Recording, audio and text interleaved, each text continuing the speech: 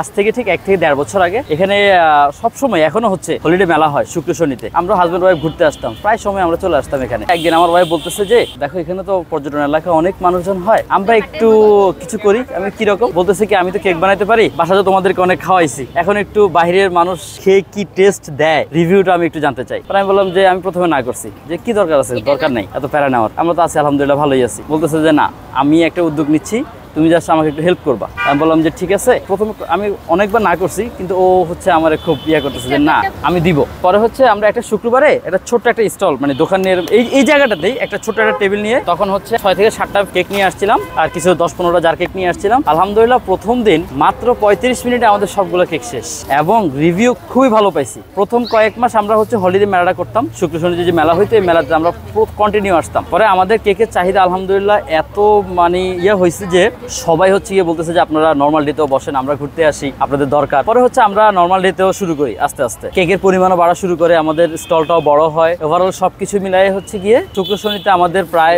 25-30টা cake normally sell হইতো, আর normal ডেতে 10-15টা cake আমাদের সেল হয় আলহামদুলিল্লাহ। মেইন কথা হচ্ছে ওর একটা ড্রিম ছিল যে ও নিজে থেকে স্বাবলম্বী হবে, যে এজ আ হাজব্যান্ড হিসেবে আমি তার ইচ্ছাটা পূরণ করতেছি। আমি চাই আমার ওয়াইফও স্বাবলম্বী হোক 8-10টা মেয়ের মতো।